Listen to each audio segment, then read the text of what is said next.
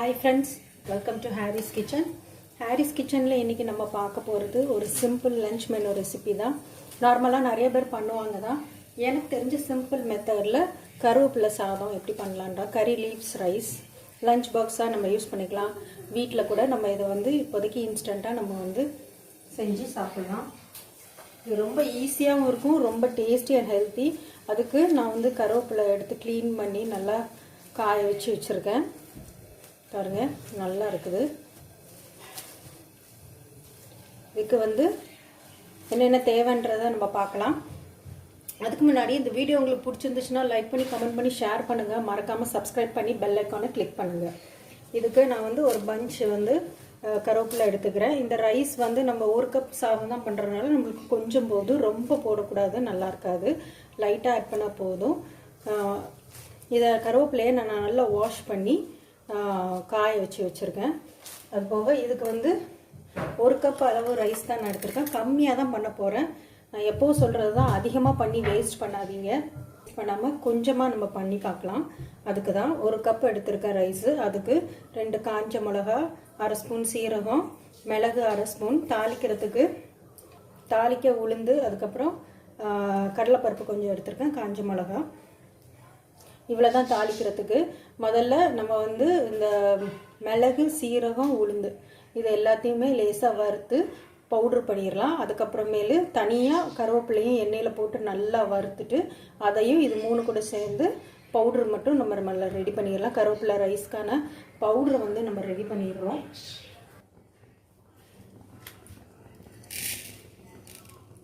உளுந்து,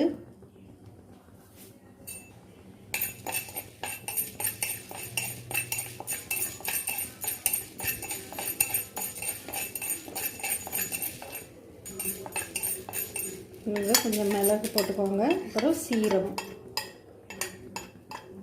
போட்டு லைட்டாக வறுத்துக்கோங்க.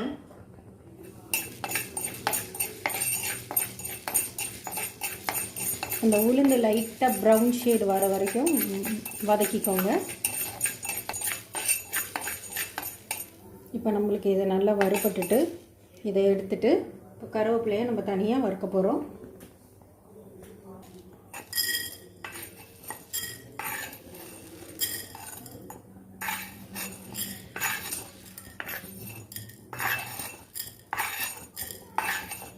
இப்போது இதில் கொஞ்சம் எண்ணெய் விட்டுக்கோங்க கருவேப்பிலை வறுக்கிறதுக்கு.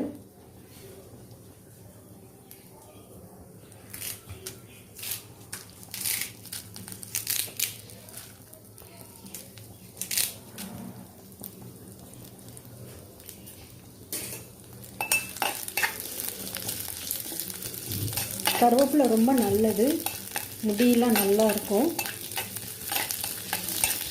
வயாமல் இல்லைனாலும் வீக்லி ஒன்ஸ் இந்த சாதம் சாப்பிட்றது ரொம்ப நல்லது. குழந்தைங்களுக்கும் லஞ்சுக்கு இது ரொம்ப ஹெல்த்தியான டிஷ்ஷு.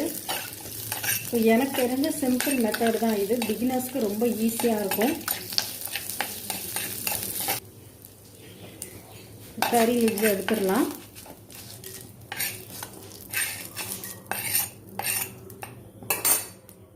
ஏற்கனவே நம்ம உளுந்து, மிளகு, சீரகத்தை போட்டாச்சு.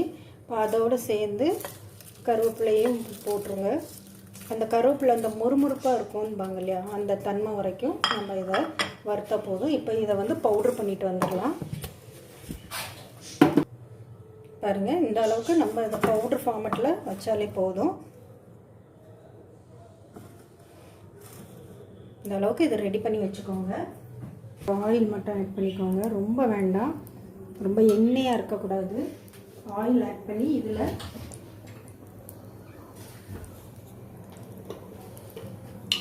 கடுகு ஆட் பண்ணிக்கோங்க.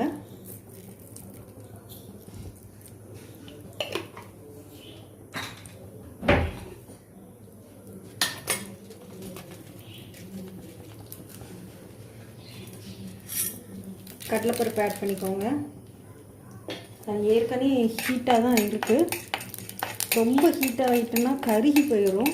கடலைப்பருப்புலாம் ரொம்ப கருகிரும். அதனால் பார்த்து கவனமாக நம்ம போடணும். இப்போது நம்ம இதில் வேர்க்கடலையை போட்டுடலாம்.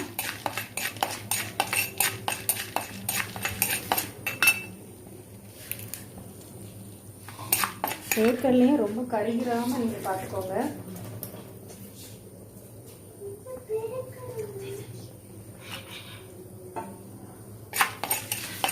காஞ்ச மிளகா போட்டுக்கோங்க.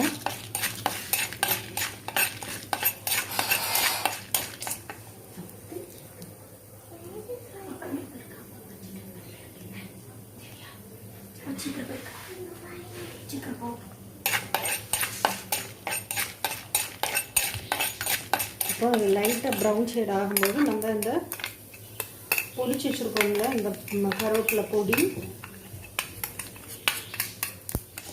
அதை வந்து ஆட் பண்ணிக்கோங்க.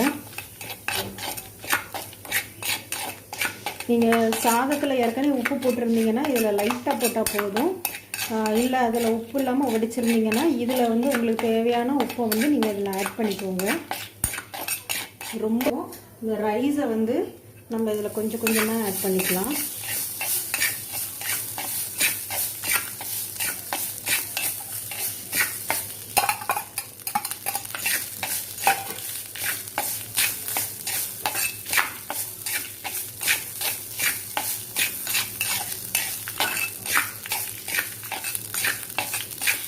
எப்படி இருக்குன்னு பார்க்கலாம்.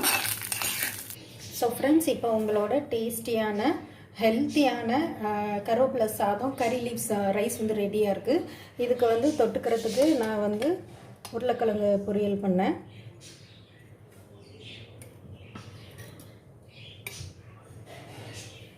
பிகினர்ஸ்க்கு இது ரொம்பவே ஈஸியாக இருக்கும். ரொம்ப சிம்பிள் மெத்தடில் தான் நான் பண்ணி காமிச்சிருக்கேன். கண்டிப்பாக ட்ரை பண்ணுங்கள், உங்களுக்கு ரொம்ப பிடிக்கும். நெக்ஸ்ட் வீடியோவில் இதே மாதிரி யூஸ்ஃபுல்லான ஹெல்த்தியான ஒரு டிப்ஸ் அண்ட் குக்கிங்கோடு உங்களை வந்து சந்திக்கிறோம். அது வரைக்கும் தேங்க்யூ ஃப்ரெண்ட்ஸ்.